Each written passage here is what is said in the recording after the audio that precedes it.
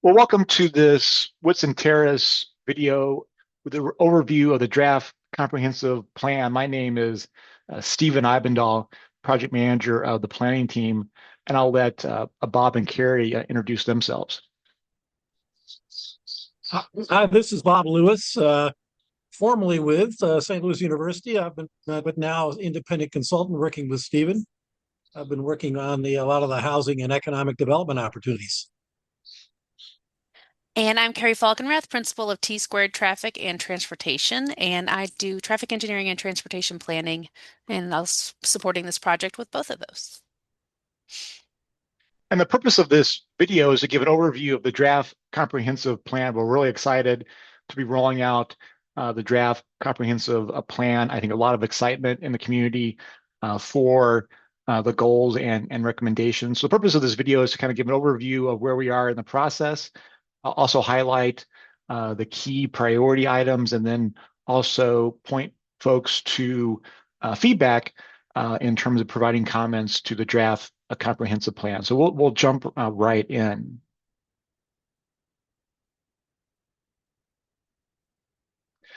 So if you've been following the process, you may remember last year we reissued the discovery report, which was a summary of the community survey and existing conditions.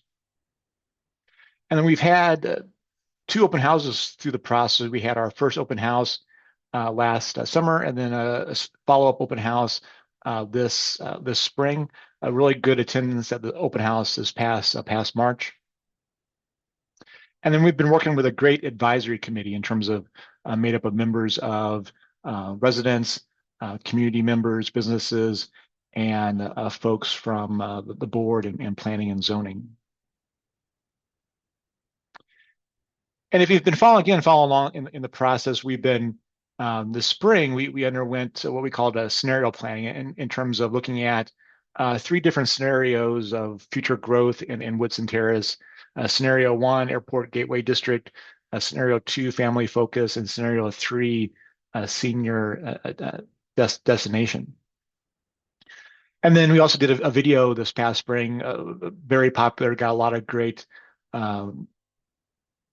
views and I think awareness, both kind of within and the community and by stakeholders, and basically presenting the scenarios and then asking for feedback. And there was overwhelming support kind of based on the feedback of the Airport Gateway District scenario. On the left, you see kind of a online comment form that was primarily for members of the advisory committee. You see support not only for the Gateway District, but also elements of the other two scenarios.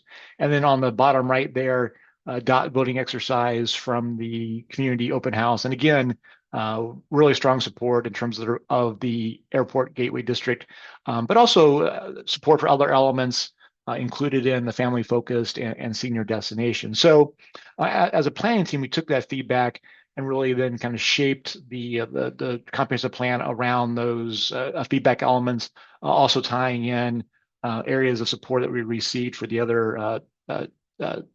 other scenarios. So really, the final document incorporates elements of all three scenarios, but really focusing on the elements of the Airport Gateway District. So to give you a little bit of overview of the comprehensive plan document. So as you watch this video, we're highlighting the key elements, but then the comprehensive plan document itself is available on the website to download and view. So the comprehensive plan document is based on five principles you see on your screen now in terms of economic development, mobility, housing, parks and recreation, and staffing. And then under each of those principles, then there's a series of goals and actions. For example, this page is from the economic development principle, be the gateway to Lambert Airport to drive economic development, and four goals there, and then a series of actions. So as you look through the actual document itself, you'll kind of see that this is the structure, the main part of the plan and the main part of the recommendations. And then along with that, we've pulled out the detailed actions in that principles and goals chapter. and over 50 actions for the plan to move forward. This is organized by not only by action, but in terms of time frame, priority, and also primary responsibility. So some actions are, the city itself, but some other actions may be adjacent or regional partners in terms of leading the actions. And then, even though all 50 actions are very important to help the city move forward and really prioritize, the plan recommends about 12 high priority actions. You can say 10 to 12 because some are kind of grouped together. 10 to 12 high priority actions for the city to focus on, especially in the first year or two after the plan is adopted. And then the one other aspect to mention before we review the high priority actions is the plan also then outlines some metrics for the city to measure. Previously with the actions, those are a little bit more yes or no completed, if they've been completed or they haven't been completed. Metrics are some things in terms of for the city to measure over, especially a longer period of time, to make sure that the plan is on track in terms of different metrics pointing in the right direction based on the goals of the plan. So with that, we're going to walk you through again the top 10 priority actions that hopefully help you better understand the document as you review it.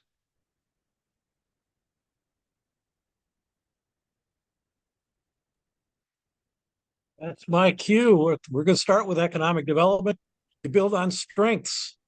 When you're thinking economic development, you build on leadership. And the big strength, as everybody knows, really, from an economic point of view, is the airport and the businesses on the Woodson Terrace side of the airport that rely on the airport, rental cars, hotels, restaurants. Let's strengthen that. Let's take a leadership in forming a larger alliance of, nearby communities that have the same purpose, but also the airport, the businesses, the hotels and rental cars, and a number of agencies that serve the area at a bigger scale. We would include in that certainly the St. Louis Economic Development Partnership based out of Clay. They should be part of this. The Greater St. Louis Incorporated should be involved. I shouldn't say maybe, it really should be Missouri Partnership, which serves the entire state in selling economic development, certainly the airport. And I think I mentioned all the. I was going to say the state of Missouri ought to be involved with this as well. So we want Woodson Terrace to take the leadership on that. You're linked to it. We're going to talk about how we strengthen those linkages and grow the business that builds on the airport. And then along with that, in terms of being part of the airport gateway district, in terms of really promote a walkable 10-minute district from Metrolink and Terminal 2. That the long term what is going to be Terminal 2 is still somewhat undecided by kind of the current plans and what's been released publicly. But we know that it'll still be an important part in terms of connecting to whatever that future Terminal 2 is, and also the Metrolink station there in terms of connections for residents to surrounding and regional job opportunities. So the city, you see there on the map, kind of the orange area, we're calling the visitor amenity district. And the city, one of the city's strengths is the existing hotel cluster that the city has. There's some hotels that have been there for a few years, but some in recent years, some newer hotels. So taking advantage of that existing strength that the city has in terms of the hotel cluster, and thinking about Natural Bridge Road and part of Woodson Road really being this 10-minute walkable visitor amenity area that you see kind of there on the orange in your screen, looking at some additional future infill options with new hotel, some new restaurants, and also thinking about, as we talk further in this presentation, the streetscape of Woodson Road being very amenable to residents. And then behind that, kind of orange visitor area, kind of see areas kind of in brown. We're calling the airport support areas, really attracting businesses that support aviation and the airport. Some of those areas that aren't quite as visible publicly, but their proximity and some of their existing land uses would definitely be beneficial in terms of the city's proximity to Lambert, Boeing, and other airport-related uses. So we know connectivity and access are important to transportation, to supporting economic development, but also supporting the community. So one of the things, the first goals is to advance the Woodson Road, Lambert International Boulevard, the pedestrian connector. So if you remember in the past, the city had explored a roadway connection, which the city and others have, kind of deemed less feasible as from a financial aspect, but especially with Lambert, the combined terminal program, so that Lambert Terminal 2 will be something else in the future. So what's more important though to keep that connectivity is to get that pedestrian connection over to the airport property and especially to Metrolink.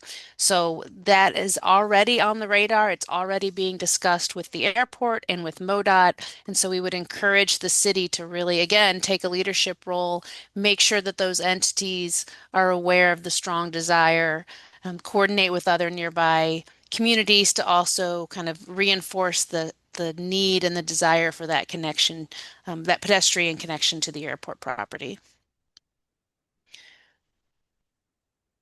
And then again, another important factor that's being discussed by MoDOT and the airport as they work on their future projects right now, ongoing, is the idea to kind of rebuild and redesign some of the interchanges in the area between on I-70 between 170 and 270 actually, but especially in the area of the airport because there are two different projects going on between the CTP and MoDOT. And one of the uh, proposed concepts for MoDOT is this 115 new fully directional interchange, which you can see in the image there would incorporate dual roundabouts, but it would actually provide access to I-70 in all directions. It would replace those long kind of direct connect ramps that are in that area that don't necessarily go all directions. So it would give the Woodson Terrace community an option to access 70 very close to the community in all directions, as well as vehicularly cross I-70 to access the airport property, which was the original concept of that Woodson Road connector. So it would really replace that vehicular connection just at the border of the community. So we encourage Woodson Terrace again, just like with the pedestrian connection, to make their desires known, to advocate for this interchange, to advocate with their neighboring communities, and make sure that MoDOT and the CTP, the airport program, know that this is a strong desire for the community.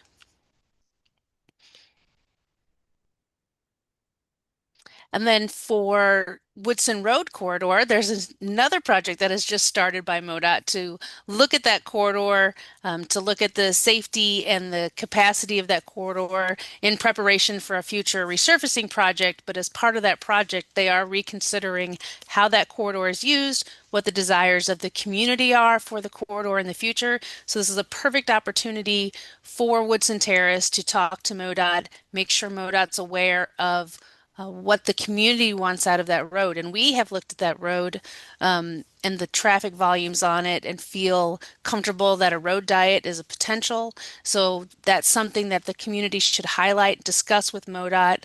MoDOT's typically open to that sort of change if the traffic volumes warrant and the community is in support. So it's a perfect opportunity to get ahead of this project and make sure that the community collaborates and works with MoDOT to get the future Woodson Terrace Road to look and feel the way the community wants it to look and feel and operate. So. And based on the feedback we've received from residents, and I think through this process that the plan recommends you looking at Woodson Road kind of in some different segments here. So like in the orange segment, the visitor district streetscape, again, kind of highlighting those visitor amenity area. Then the area from Guthrie to the south, what we're calling the community streetscape area. And then even though this is outside of Woodson Terrace, kind of then down by Marvin School, the school zone streetscape. And then you see there kind of the circles. So those highlight some important intersections in terms of to keep in mind for pedestrian and bicycle crossing at those key intersections. So to show some concept renderings of what these district streetscapes could be in terms of expressing some key principles. So again, to keep in mind as you look at these renderings, this is really kind of about expressing some key principles as MoDOT works with the cities on the Woodson Road corridor. So key thing here is walkability, not only for residents but airport visitors and hotel guests, and a part of that is traffic calming. So as Carrie mentioned, Woodson Road would be very suitable for a road diet in this stretch, which would help then with traffic calming. The walkability aspect in terms of wide, at least one side, maybe a multi-use width of a sidewalk, buffered from traffic, providing for multimodal accommodation. So definitely providing for bicycle usage along the corridor, and then an overall really an enhanced streetscape in terms of lighting, street trees, wayfinding, et cetera.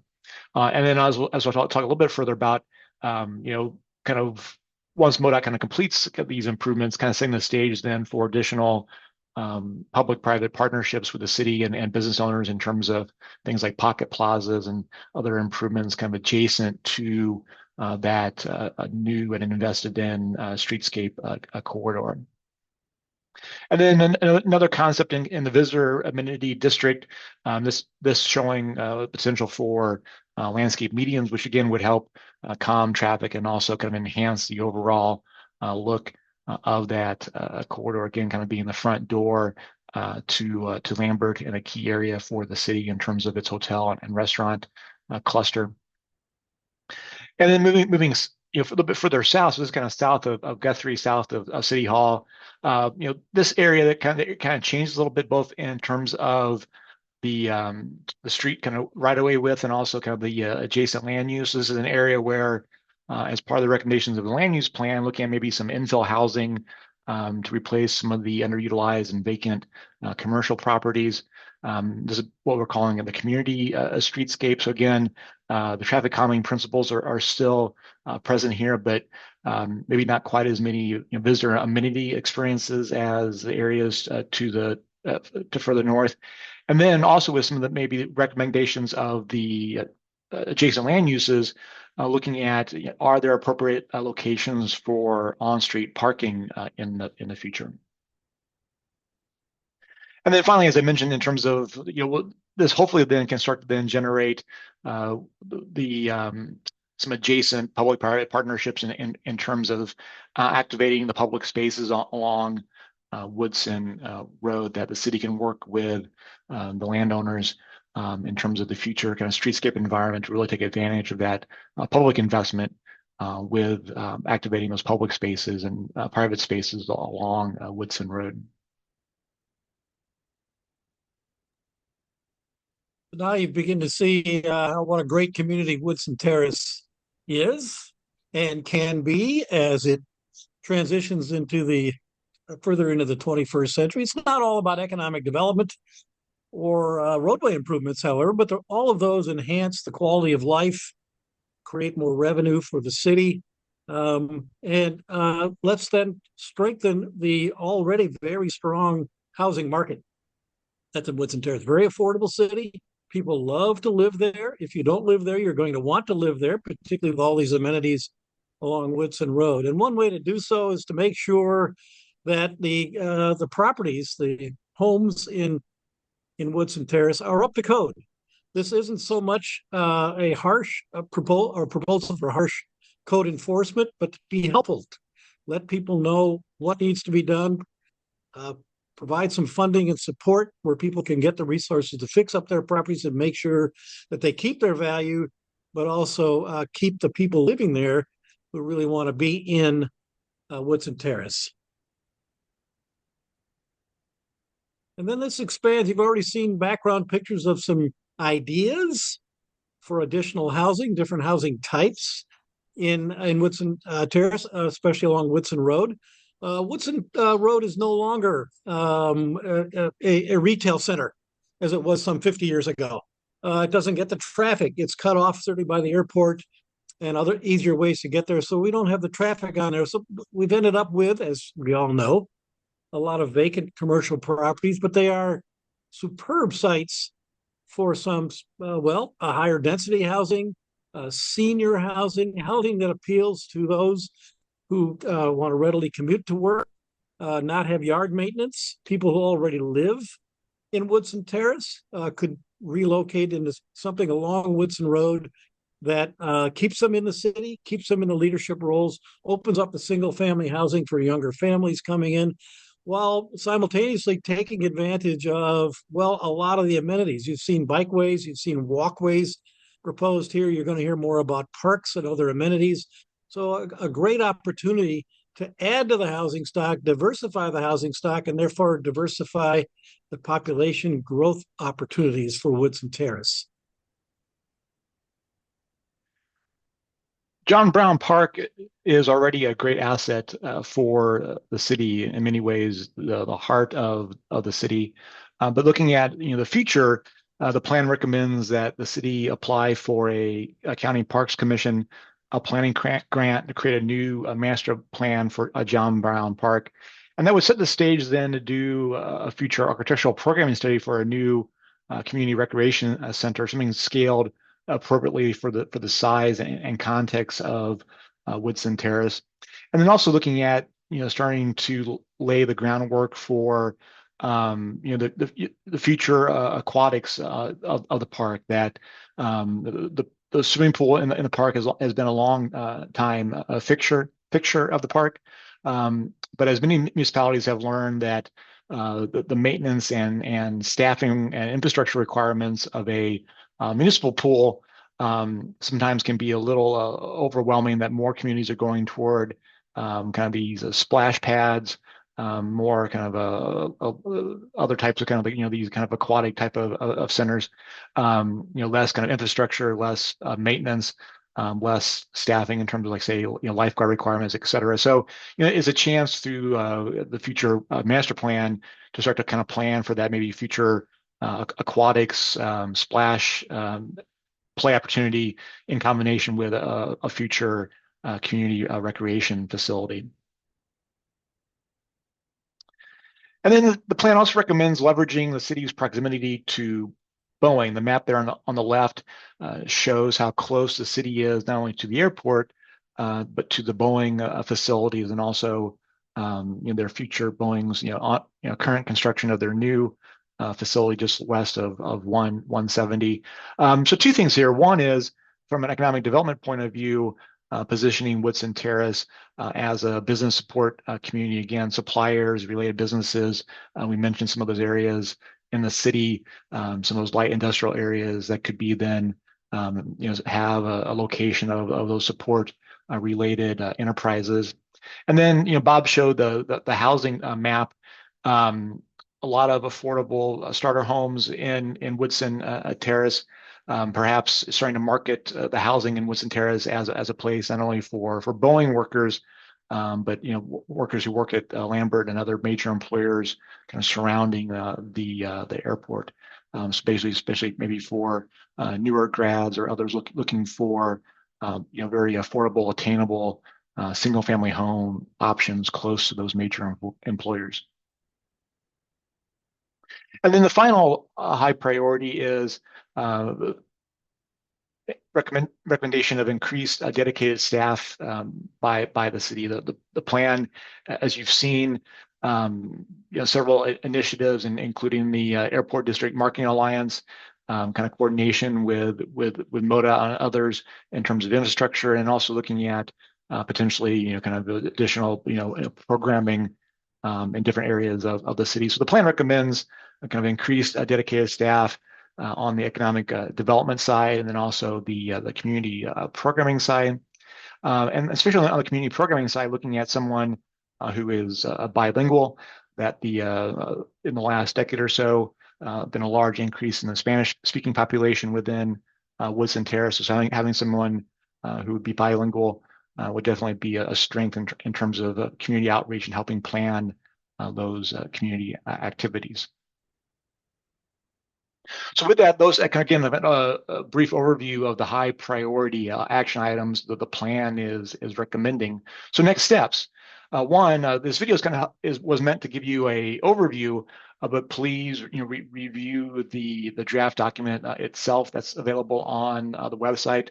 The plan is looking for your feedback, and in terms of schedule, the feedback form will give a specific date in terms of when comments are requested, but we're looking at providing at the mid-July planning and zoning meeting to the review comments that come in through this process, and then ideally potentially then using the August planning and zoning meeting to adopt the final plan that as the city coordinates on these initiatives, both kind of within the city and adjacent to the city, having the plan in place can be a strong strength for the city in terms of advocating for these elements of the plan. So again, thank you for this time watching this video, and we'll look forward to receiving your comments.